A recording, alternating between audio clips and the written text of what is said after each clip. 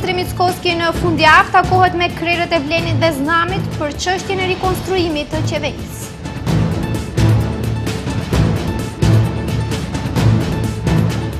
Parlamenti Evropian miratoi raportin për Maqedoninë e Veriut, ndryshimet kushtetuese mbeten kyçe.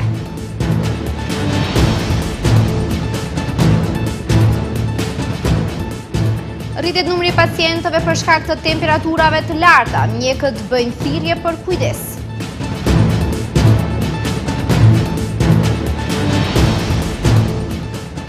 Banorët e fshatrave të Studeniçanit kërkojnë ndërprerjen e prerjes së drunjve dhe pastrimin e rrugës.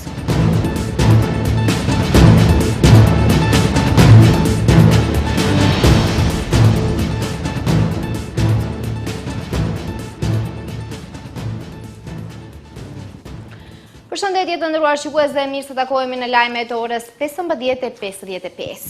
Gjatë fundjavës, Kryeministri Hristian Mickoski do të takohet me partnerët e koalicionit qeveritar Vlenin dhe Znamin për të diskutuar rreth emrave të ministrave që do të tërhiqen dhe do të zëvendësohen gjatë rikonstruimit të qeverisë që pritet të ndodhë brenda këtij muaji.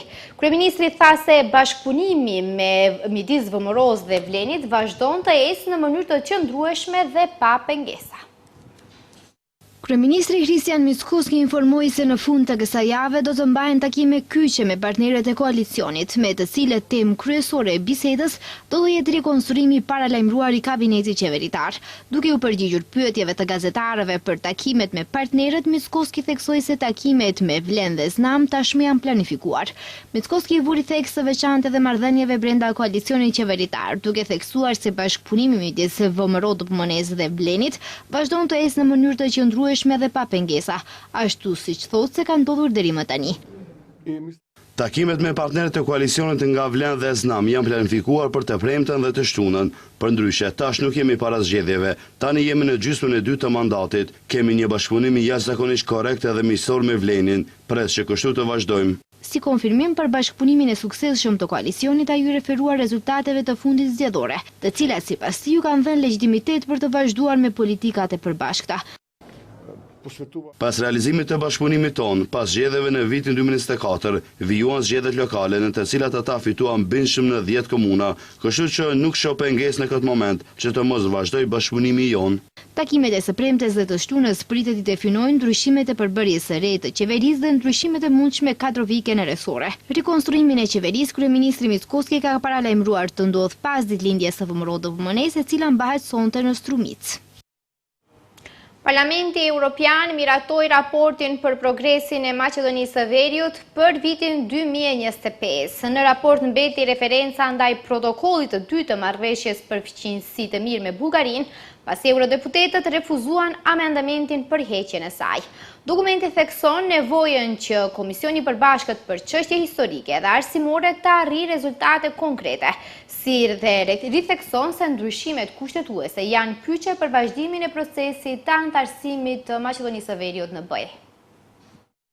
Parlamenti Evropian në seancën e sotme plenare në Strasburg miratoi raportin për progresin e Maqedonisë së Veriut për vitin 2025, me të cilin vlerësohet gjendja në disa fusha që lidhen me procesin e integrimit evropian të vendit. Rezoluta u mbështet nga 411 eurodeputet, ndërsa 120 votuan kundër. Një nga pikat më të diskutuara para votimit ishte referimi ndaj protokollit të dytë të marrëveshjes për fqinjësi të mirë ndërmjet Maqedonisë së Veriut dhe Bullgarisë, i cili në fund të mbeti pjesë përbërëse e raportit.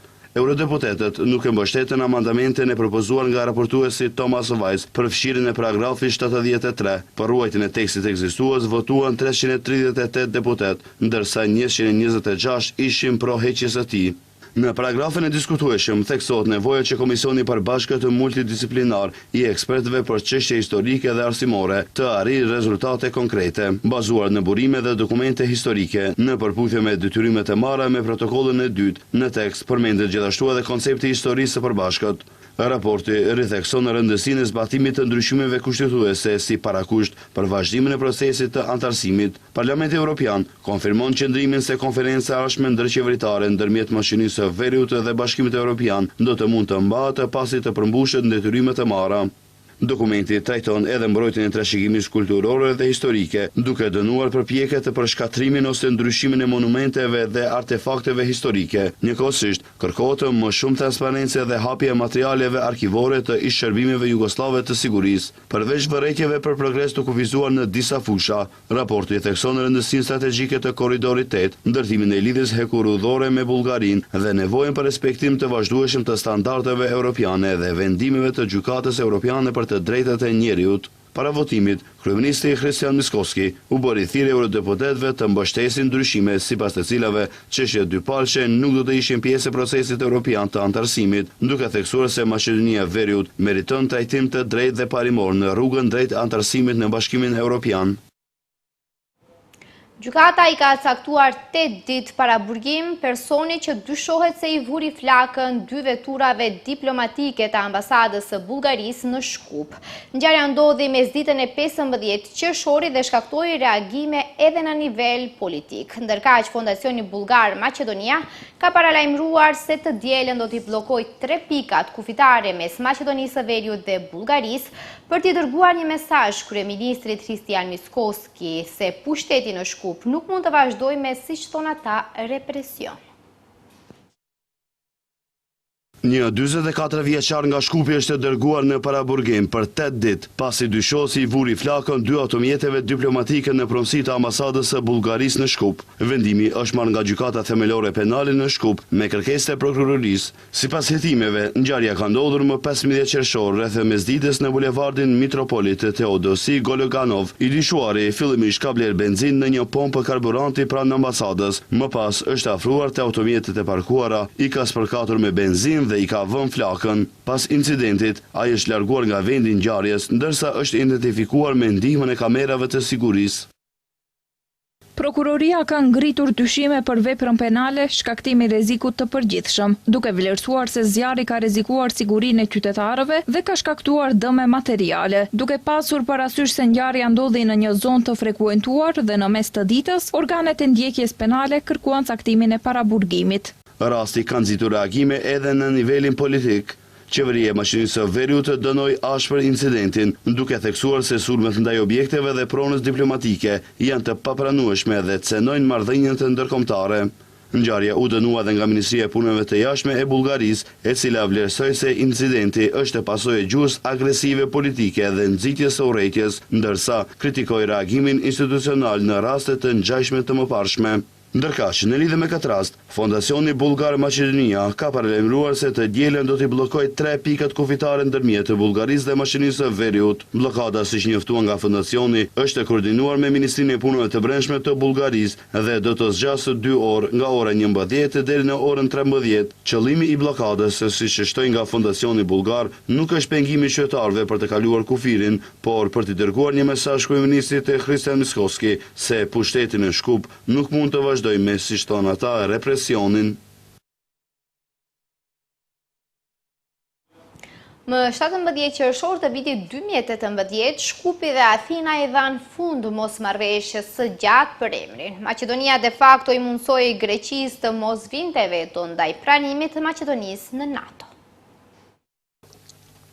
Sot bëhen 8 vite që nga nënshkrimi i marrëveshjes së Prespës. Pikërisht në këtë ditë më 17 qershor të vitit 2018, Shkupi dhe Athina i dhanë fund mosmarrëveshjes së gjatë midis 2 vendeve. Nënshkrimi u organizua në fshatin e vogël Nivitsi në brigjet e liçenit të Prespës. Marrëveshja u nënshkrua nga ministrat e jashtëm të atëhershëm të Maqedonisë dhe Greqisë, Nikola Dimitrov dhe Nikos Kocias, në prani të kryeministrave të atëhershëm Zoran Zaev dhe Aleksis Tsipras. Ndërmjetësit në negociata, Matthew Nimitz, ish komisionerët europian për zgjedhim, Johannes Hahn, ish përfaqësues të lartë të BE-s për punë të jashtme dhe politikë të sigurisë, Federica Mogherini dhe zyrtarëve të tjerë të lartë ndërkombëtar, si dhe përfaqësuesve të 2 vendeve. 8 muaj pas nënshkrimit, marrëveshja u ratifikua në Parlamentin e Maqedonisë dhe Parlamentin grek, ku më 12 shkurt 2019 marrëveshja hyri zyrtarisht në fuqi dhe Republika e Maqedonisë u riemërua emërua Republika e Maqedonisë së Veriut. Shtetësia u bë maqedonase, qytetare e Republikës së Maqedonisë së Veriut dhe gjuha maqedonase. Ndërkaq, marrëveshja u prit me protesta nga të dyja anët e kufirit dhe në vend u mbajt një referendumi pasuksesshëm, i ndjekur nga pyetja a jeni pro antarësimit në BE dhe NATO, duke pranuar marrëveshjen midis Republikës së Maqedonisë dhe Republikës së Greqisë. Vetëm 36.91% e votuesve votuan në referendum, nga të cilët 91.47% ishin pro dhe 5.64% ishin kundër. Një numër i madh qytetarësh në atë kohë deklaruan se do ta bojkotonin referendumin. Gjatë periudhës së referendumit u vu re një fushatë e madhe ndërkombëtare me një numër të madh udhëheqësish shtetesh dhe udhëheqësish të BE-s, që i bën thirrje popullit maqedonas të binte dakord për ndryshimin e emrit dhe premtuan të fillonin negociatat me Unionin, gjë që nuk ka ndodhur deri më sot. Marrëveshja de facto i mundësoi Greqisë të mos vinte veton ndaj pranimit të Maqedonisë në NATO dhe u zotua të mos vinte veton as ndaj pranimit të Maqedonisë së Veriut në BE. Shërbimet emergjente po përballen me një numër në rritje të rasteve për shkak të temperaturave të larta. Mjeku i emergjencës Seyfullah Ademi sqaroi se shumica e pacientëve kanë pasur probleme të humbjes së vetdijes, marramendjes dhe kolapseve. Temperaturat e larta po e vënë në provë shëndetin e qytetarëve. Si pasojë, gjithnjë e më shumë persona po kërkojnë ndihmën e ekipeve emergjente. Vala e të nxehtit nuk po sjell vetëm temperatura të larta, por edhe më shumë thirrje për ndihmë mjekësore. Shërbimet emergjente po përballen me një numër në rritje të rasteve, ndërsa qytetarët kërkojnë ndihmë për probleme shëndetësore të shkaktuara nga moti i nxehtë. Mjeku i emergjencës, Seyfullah Ademi, njoftoi se kanë rritje të jashtëzakonshme të personave të cilët kërkojnë ndihmën emergjente mjekësore. Sipas tij, për shkak të humbjes së vetëdijes, marramendjes dhe kolapseve, ai theksoi se po ballafaqohen në përditshmëri me lloje të ndryshme rastesh. Po, fillimisht do të thotë janë kolapset, pastaj do të thotë rritja e shtypjes, do të thotë tensionit. Ngjashtu bëjmë probleme, do të thotë kemi probleme edhe me të sëmurët që kanë probleme me sheqerin, të kenë kujdes në marrjen e terapisë, ngjashtu probleme shtesë, do të thotë mund të theksojmë verës, do të thotë janë edhe probleme gastrointestinale, helmimet me ushqim, të vjellurat, barktitjet e kështu me radhë. Ademi bëri të ditur se më të rrezikuarit mbeten të moshuarit me sëmundje kronike, por njëkohësisht edhe fëmijët. Të moshuarve u rekomandohet mos të dalin në periudhën prej orës 11 deri në orën 17 pasdite. Ademi u ka dhënë këshillave se si të sillen në rastet nëse hasin persona të alivanosur.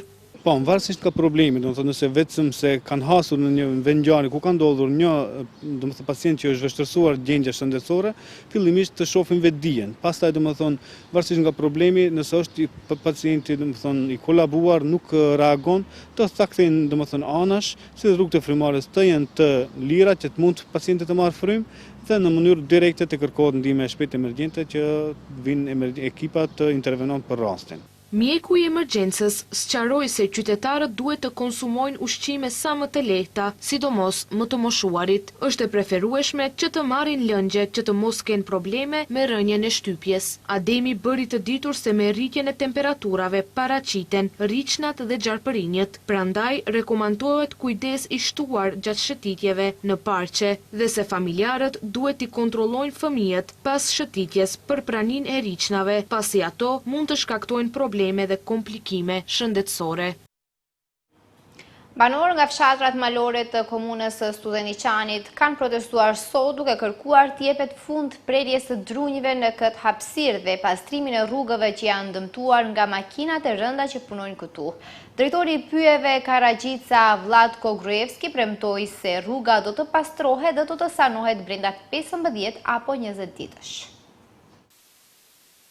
Dhjetra banor nga fshati Aldinz dhe fshatrat përreth kanë protestuar duke bllokuar rrugën që shpihet drejt fshatit Koliçan dhe fshatrave malor të komunës së Studeniqanit. Banorët thonë se kjo protest vjen si pasojë e prerjes së pakontrolluar të drunjëve nga ana e pyjeve të Maqedonisë, po edhe mospastrimin e rrugës dhe dëmtimin e të njëjtës nga ana e drejtorisë.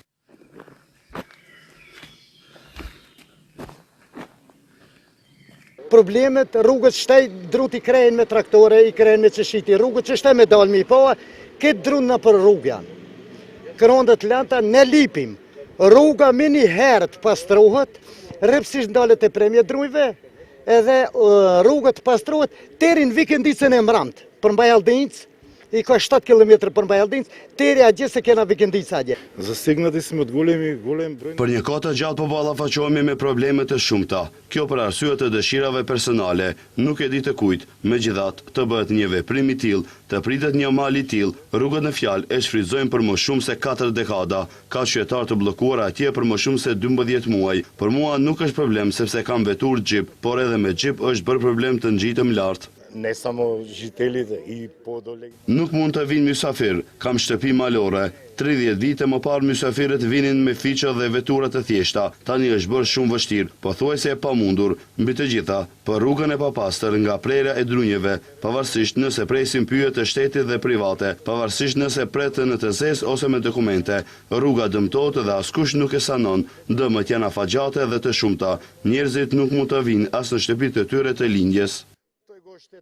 Në protest krah banorëve ishte edhe kryetari i komunës së Studeniçanit, Ejup Abazi, komunë në të cilën bien fshatrat, banorët e të cilëve protestuan. Ne kemi qenë vazhdimisht në kontakt me qytetarët të asaj pjese dhe ne si komunë jemi në mbështetje të plot të kërkesave të qytetarëve, për shkak se ata kërkojnë që rruga e cila kalon nga Vikend Shtëpizat deri te fshati Aldinc të jetë e kalueshme, mos të ketë probleme për shkak se qytetarët ndjehen të pasigurt. Drejtori i pyjeve Karaxhica Vlatko Gruevski në një prononcim për media duke folur për protestën, tha se pastrimin e trasese bën në koordinim me Qendrën për Menaxhim me Kriza. Ai premton se rruga do të pastrohet dhe do të sanohet brenda 15 apo 20 ditësh. Ние имаме задължение да направим. Afat, po them për 15 ose 20 ditë, mund edhe më herët, po e lëm një hapësirë të vogël, rruga do të pastrohet, ne do ta pastrojmë me makineritë tona, pjesa ku është dëmtuar do të sanohet, do të mbulohen të gjitha pusetat e krijuara, do të pastrohet që të jetë i kalueshëm për veturat e lehta. Banorët nga ana tjetër thonë se nëse nuk ndërmerren masa, do të vazhdojnë me protesta dhe blokada të rrugëve. Është hapur në Prishtinë panairi i librit duke mbledhur botues, autorë dhe dashamirë të librit nga Kosova dhe rajoni. Si çdo vit edhe si vjet, shtëpia botuese Logos A sjell paralezuesve vepra letrare, filozofike, kulturore, religjioze, historike e të tjera. Panairi do të qëndrojë i hapur për vizitorët deri më 21 qershor. Shtëpia botuese Logos A, si çdo herë ashtu edhe tani, i gjendet pranë lexuesve duke ju sjellë tituj mjaft të shmuar në panairin e librit që po mbahet në Prishtinë. Kështu përmbushim përkushtimin ton ndaj fjalës së shkruar dhe dijes në përgjithësi. Vatra jon botuese është bërë e njohur tashmë tek lexuesi i gjerë nëpërmjet veprave letrare, filozofike, kulturore, religjioze, historike e tjera. Në kuadër të bibliotekës e lexo, që ngërthehen veprat nga fushat e shkencave sociale, sjellin veprat, riformulimi i orientalizmit, vizit në kasollën e Heideggerit nga mendimtari turkë të Ibrahim Kalën, tërmeti sistematik dhe rendin botror nga Ahmed Davutoglu e tjera. Nga fusha e letërsisë, ku bëjnë pjesë librat nga biblioteka Divan, lexuesve u aveçojmë titujt, ndryshku i kohës nga Kim Mehmeti, vepra mjaft të vyeshme letrare, kalendar i përjetësisë së fjalës, zërat e poeteve të ndjerë në kujtesën letrare nga shkrimtari Shkelzen Halimi e tjera. Në bibliotekën Gjurmët na vin tituj nga historiografia shqiptare dhe këtu do të veçonim veprën tre vëllënshme të osmanologut Ilyas Rexha, që përmbledhet defretet osman mbi disa vise shqiptare në Kosovë e që janë dëshmi e autoktonisë shqiptare. Pa haruar që në panairin e librit në Prishtinë nuk do të mungon as vepra vëllimore në 8 vëllime, sallname e vilajetit të Kosovës e përkthyer nga gjuha osmane. Milazim Krasniqi në panairin e si vjetëm na vjen me titullin Kombi i rrezikuar nga vetvetja. Në kuadër të bibliotekës Elif, e cila ngarthen vepra nga sfera e mistikës islame, sjellin veprën 19 vëllimshme, 40 netët të Metin Izetit. Si një siharish për lexuesit këtë vit, e sjellin veprën momentale në 2 vëllime të Xheladin Ramiut, Divani Kebir, Divani i Shemsë Tabrizit e tjerë. Kësaj në stendën e Logos A, lexuesi do të gjejë Leramani Titush, e cila do të pastorojë bibliotekën e tij. Frymëzimi vazhdon.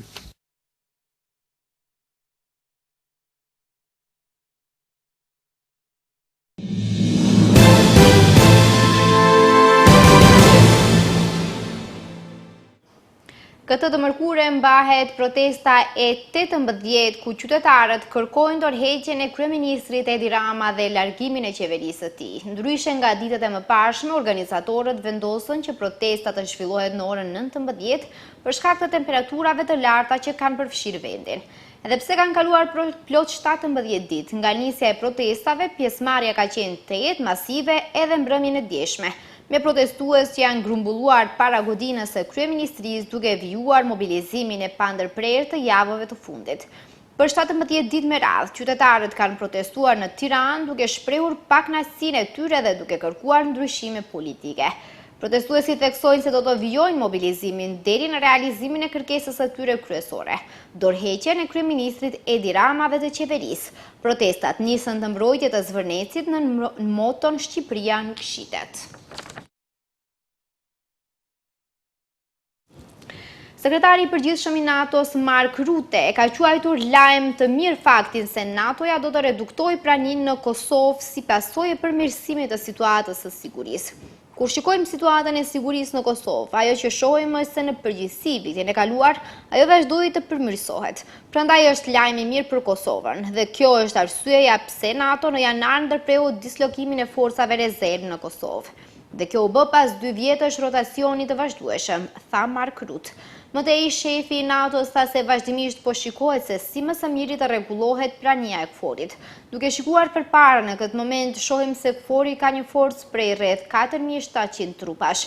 Ajo që do të bëjmë është që të kthehemi në praninë që kishim para vitit 2023. Natyrisht, kjo do të varet nga rrethana dhe do të shohim se si KFOR-i do të ketë mes 3000 deri 3500 trupa. Kjo, mendoj unë, reflekton situatën e përmirësuar të sigurisë, ka thënë Rutte, duke përsëritur se misioni i KFOR-it do të mbetet i fokusuar në detyrën bazë që ka. Liderët e G7-s kërkuan armëpushim të menjëhershëm në Liban dhe njoftuan masa për të ulur varësinë energjetike nga ngushtica e Hormuzit në sfondin e luftës mes SBA-s dhe Iranit. Ata mirëpritën një marrëveshje të përkohshme SBA-Iran, e cila pritet të shpallet zyrtarisht dhe të hap rrugën për negociata paqeje. Marrëveshja zgjat edhe 60 ditë armëpushimin e shpallur më parë, ndërsa G7 theksoi se Irani nuk duhet të zotërojë armë bërthamore. Megjithatë, shumë nga objektivat fillestare të SBA-s nuk janë arritur, pasi regjimi iranian mbetet në pushtet dhe programi i tij ushtarak nuk është çmontuar. Një çështje kryesore mbetet Libani, ku Izraeli vazhdon të kontrollojë pjesë të jugut të vendit dhe Hezbollahu nuk është mposhtur. Irani kërkon që armëpushimi të përfshijë edhe Libanin dhe të çojë në tërheqjen e Izraelit, ndërsa Izraeli refuzon të tërhiqet. Kjo ka krijuar tensione mes SBA-s dhe Izraelit me presidentin Trump, që ka kritikuar publikisht kryeministrin Netanyahu. G7 bëri thirrje për një armëpushim të qëndrueshëm në Liban. Një raport nga komisioneri i lartë i OKB-s për të drejtat e njeriut zbuloi se të paktën 58 shtete dhe territori ishin të mbushura me mina toksore në vitin 2025.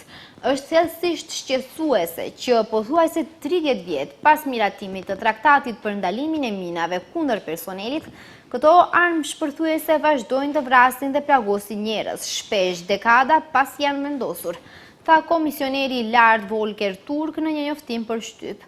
Është e nevojshme që të gjitha shtetet të angazhohen për të dhënë fund prodhimit, përdorimit dhe transferimit të këtyre armëve dhe për të intensifikuar bashkëpunimin për të hequr minat që janë vendosur tashmë, shtoi ai. Sipas këtij raporti, të paktën 1945 persona u vranë dhe 4325 u plagosën nga mina toksore dhe mbetje shpërthyese të luftës në vitin 2024, ndërsa në vitin 2025 u raportuan më shumë se 5000 vdekje dhe lëndime në 40 vende. 90% e viktimave janë civil. Midis vendeve të prekura nga mina toksore janë Myanmari, Siria, Afganistani, Ukraina, Nigeria, Mali, Jemeni dhe Burkina Faso.